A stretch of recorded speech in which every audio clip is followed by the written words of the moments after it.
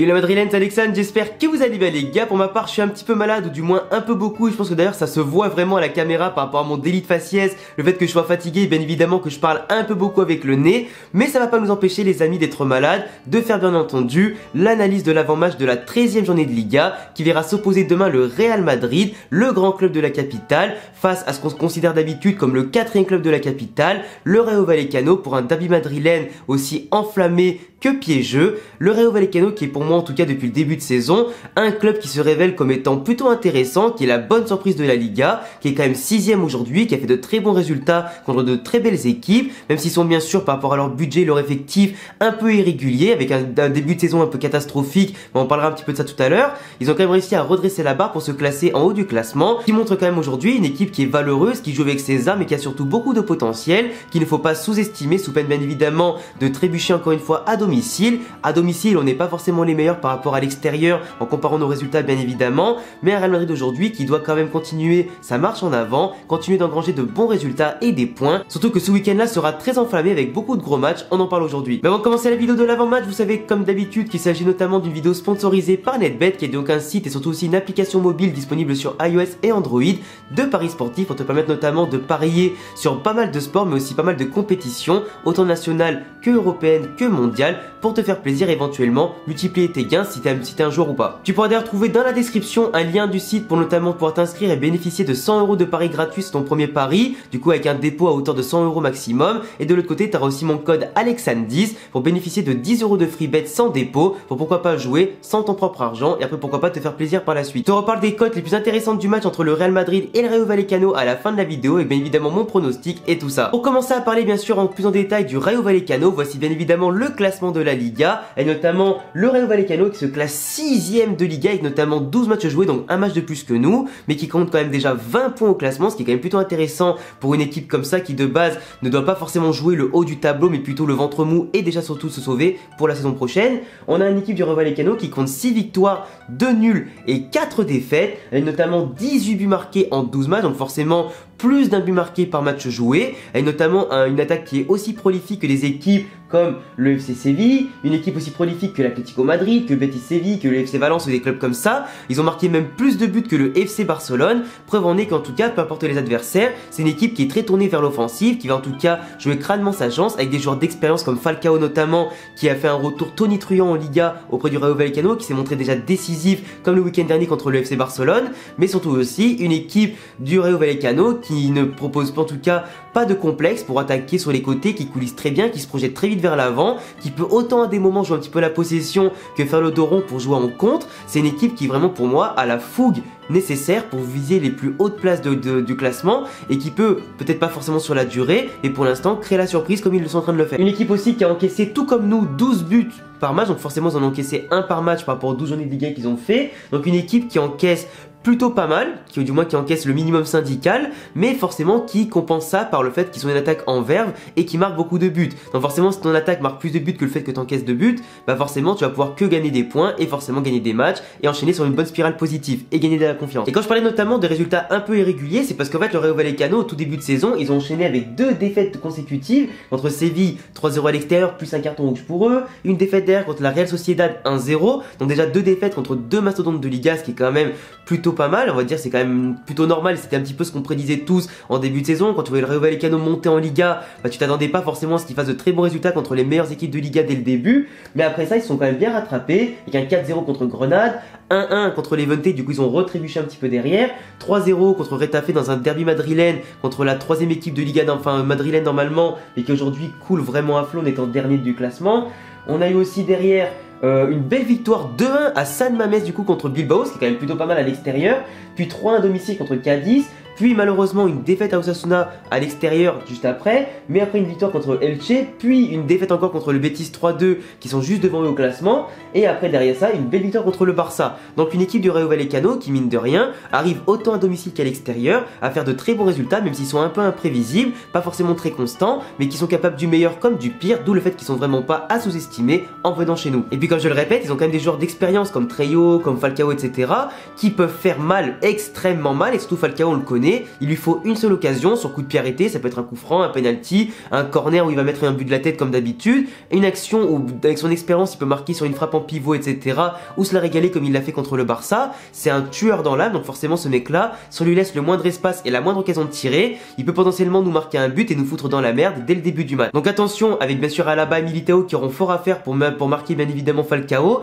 C'est plus le Falcao des années avec Atlético Madrid, etc. Mais ça reste quand même un très grand joueur comme il le prouve aujourd'hui avec un comeback fracassant. Le Real Madrid qui devra du coup faire très attention, mais si on enchaîne en ce moment les bons résultats, que ce soit en Liga ou en Ligue des Champions, on gagne mais pas forcément avec la belle manière. Ça veut dire que même si le résultat c'est la fin qui justifie les moyens, tout ce que tu veux, on n'est pas non plus l'équipe aujourd'hui qui joue le mieux au football, même si par phase on crée des occasions absolument magnifiques, que des fois on rate des trucs inadmissibles, qu'on donne des buts cadeaux à l'adversaire et qu'après des fois on retourne dans nos travers, on n'arrive pas à faire coulisser les blocs, on n'apporte pas de verticalité, pas de vitesse dans le jeu, on manque de créativité et des fois sur quelques petites phases de jeu on fera la différence via le talent individuel qui va tout déclencher via Vinicius, via Benzema, Modric ou Kroos, et malheureusement des fois c'est trop peu et pas assez sur 90 minutes de temps. Des fois on va le faire sur 10, 15 ou 20 minutes, des fois ça suffit contre un adversaire en face qui n'est pas efficace et qui n'a pas le même talent individuel que nous, ni collectif, mais contre de grosses équipes ou contre des équipes comme ça qui vont jouer à fond pendant 90 minutes, le pressing, le contre-pressing, qui vont jouer avec un bloc très haut, qui vont t'attendre en tout cas et qui vont jouer crânement leur chance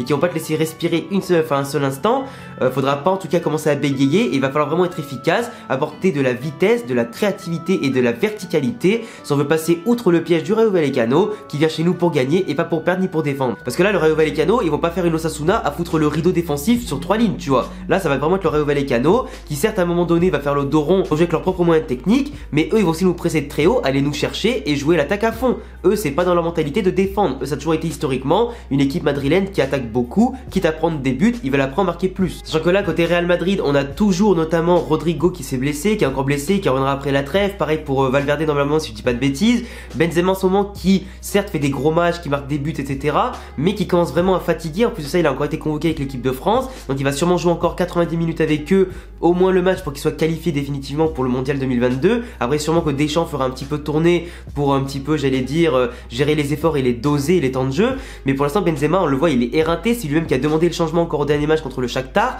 donc forcément s'il commence à demander les changements en étant début novembre, physiquement ça se voit qu'il est un petit peu malheureusement éreinté parce qu'il va falloir s'enchaîner avec nous l'équipe de France, ça commence à peser et donc plus on va arriver dans les phases importantes de la saison, plus on aura besoin de Benzema et plus il va falloir forcément gérer ses efforts et là aujourd'hui il est un peu cramé, donc normalement il sera titulaire demain en espérant bien sûr se faciliter la vie en marquant le plus de buts possible et en gagnant le plus rapidement possible par un score large pour pourquoi pas commencer justement à reposer les Modric, les Benzema etc le plus vite possible. Mais donc déjà t'as pas Rodrigo, t'as pas Valverde, donc niveau verticalité c'est un petit peu un problème, Benzema qui va commencer à fatiguer de plus en plus vite dans les matchs, donc forcément ça a provoqué peut-être moins de solutions de décalage et de soutien aussi offensif et défensif. De l'autre côté Vinicius toujours en forme et lui toujours à fond, en espérant bien évidemment qu'il ne se blesse pas parce que c'est vraiment lui aujourd'hui qui apporte tous les dangers par sa vitesse, sa percussion et ses prises d'initiative. Donc s'il se blesse on est vraiment dans la merde, donc espérons en tout cas qu'il continue sur sa belle lancée au niveau passe D et au niveau but marqué. De l'autre côté, donc je pense que ce sera notamment Asensio ou Lucas Vazquez qui seront titulaires ailier droit à la place de Rodrigo, qui sera toujours absent, parce que Eden Hazard pour moi il est totalement cramé dans la hiérarchie, c'est qu'à de le dire. Vazquez pour moi le problème c'est que même s'il apporte beaucoup défensivement et que des fois offensivement il fait de très belles passes comme il a fait à Modric au dernier match etc, ou quelques débordements intéressants, pour moi c'est pas un ailier si tu veux qui t'apporte vraiment de la qualité sur 90 minutes, c'est un mec qui va tenter 10 dribbles et qui va en réussir 2 ou 3. Et malheureusement c'est pas assez quand tu joues au Real Madrid. Pour moi c'est plus aujourd'hui un arrière droit qui défend, même s'il fait beaucoup d'erreurs de placement surtout cette année, mais en tant qu'ailier il arrive pas souvent à déborder, à prendre de vitesse son vis-à-vis ni en 1 contre 1. Il est un peu mou en ce moment, je trouve qu'en tout cas même en étant ailier il peut apporter des fois des petites percussions sympas et des petites passes cool, mais c'est pas assez, c'est pas assez. Asensio malheureusement sur le côté c'est pas son poste, il doit vraiment jouer dans l'axe. Ancelotti persiste à jouer en 4-3-3, ça commence un peu à me saouler, mais bon malheureusement il utilise mal ses joueurs et ça on avait déjà l'habitude avec Zidane, mais bon le changement ça se fera je pense que si un jour on a un entraîneur comme Raoul ou n'importe qui viendra, mais pour l'instant on va devoir se coltiner un 4-3-3 avec souvent des joueurs mal utilisés. Au milieu de terrain, Kroos, Modric, Casemiro, on voit quand même que ces trois-là, pas forcément qui sont fatigués, etc., mais qui deviennent de plus en plus prévisibles et qui jouent trop à la baballe, trop à la papasse, tu vois. Ça manque un petit peu de prise d'initiative, de prise de risque à des moments, et malheureusement,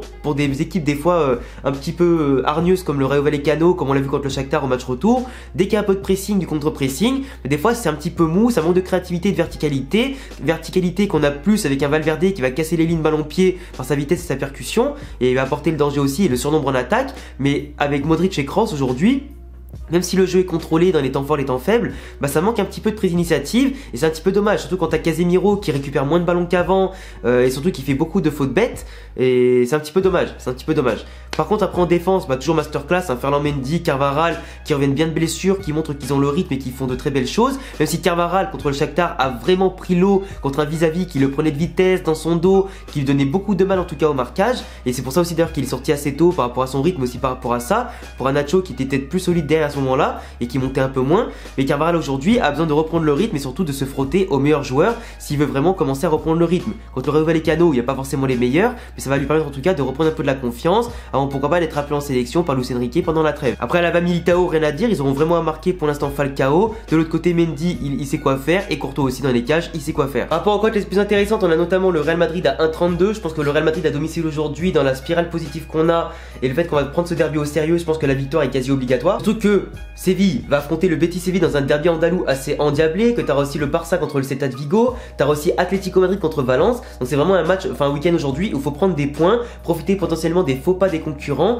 La Sociedad, je sais même pas contre qui il joue la Sociedad. Il joue contre Osasuna à l'extérieur, dans la domicile pardon, du coup Osasuna. Donc forcément, c'est à dire que c'est une équipe aussi qui va poser le rideau à domicile. Donc à voir si tous les concurrents vont perdre des points, il faut forcément en profiter pour marquer des points contre le Rayo Vallecano qui de base est plus faible que nous. Après on a les codes plus ou moins 3,5 buts, sachant qu'il va y avoir beaucoup de buts dans ce match là je pense, entre deux attaques qui sont totalement décomplexées. Donc soit il y a 2,5 buts, donc c'est une cote à 1,39, donc forcément à mon avis je pense que ce sera largement jouable, ou la cote à plus ou moins 3,5 buts à 2,10, ça peut être plutôt intéressant. Après pour moi je partirais surtout sur une cote, le Real Madrid gagne mais les deux équipes marquent, qui sera du coup une cote à 2,42 qui peut être super intéressant. Après vous avez notamment Karim Benzema buteur, Vinicius buteur, qui à mon avis sont les valeurs sûres du Real Madrid aujourd'hui. Et voilà, je pense qu'il n'y aura pas débat. Donc voilà les gars, en tout cas c'est tout pour cette vidéo d'avant-match entre le Real Madrid et le Rayo Vallecano. Je vous laisserai bien sûr me dire ce que vous en pensez dans les commentaires, me donner pourquoi pas vos avis. Moi je partirai quand même sur un 4-1 pour le Real Madrid, vraiment un score assez large parce qu'il y aura vraiment beaucoup de buts dans ce match là à mon sens. Je vous laisserai me dire tout ça en commentaire. Je vous laisse évidemment vous abonner, cocher la cloche et laisser de gros pouces bleus et me suivre sur tous les réseaux qui s'affichent ici et en description.